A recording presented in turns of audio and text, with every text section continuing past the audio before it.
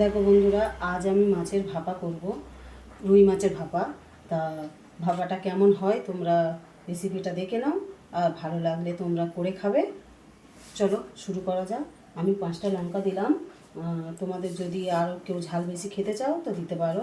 তার সঙ্গে আমি 2 চামচ সর্ষে দিলাম, আর একটু দিলাম, আর আছে গোটা জিরে। গোটা জিরে পরিমাণ মতন তোমরা দেবে, আমি দিলাম।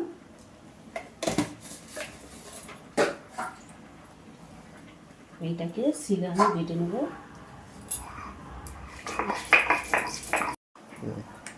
দেখো বন্ধুরা, জিনিসটা আমার বাটা হয়ে গেল। শিলে বাটলে জিনিসটা খেতে টেস্ট হয়।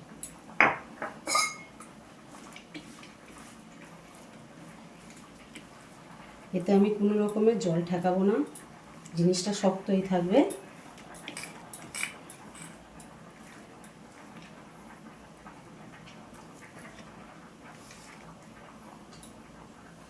দেখো বন্ধুরা, এই সেই বাটা মশলা, তার মধ্যে আমি অ্যাড করছি সর্ষের তেল পরিমাণে একটু বেশি, আর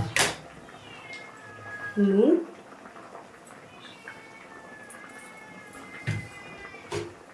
আর হলুদ।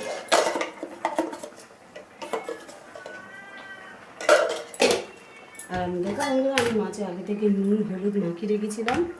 তার এইটাকে এইরকম মাখিয়ে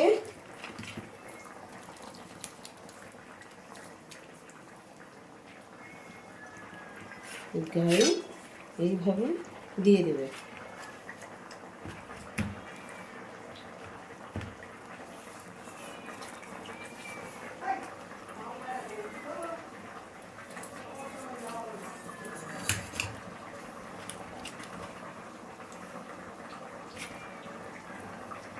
এইভাবে মাখাবে, মাখিয়ে 10 মিনিটের জন্য জিনিসটা রেস্টে রেখে দেবে।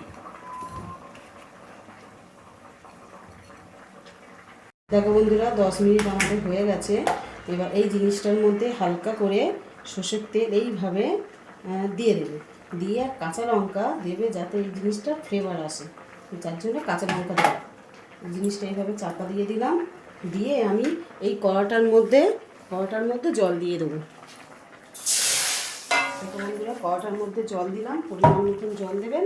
দিয়ে তোমাদের যদি বাড়িতে এই জিনিসটা থাকে, জিনিসটা দিয়ে এই জিনিসটা বসিয়ে দেবে, দিয়ে আরও কিছুক্ষণের জন্যে আমরা আরও 10 মিনিটের জন্য চাপা দিয়ে দেবো। দেখো বন্ধুরা, জিনিসটা হয়ে গেছে। 10 মিনিট পর নামিয়েছি, কত সুন্দর রঙটা এসছে। তোমরাও জিনিসটা ট্রাই করবে, করে আমাকে কমেন্টে জানাবে কেমন হয়েছে। আর গরম গরম ভাতের সঙ্গে তো এই জিনিসটা খুব সুন্দর লাগে। চলো টাটা, আবার দেখা হবে নেক্সট ব্লগে।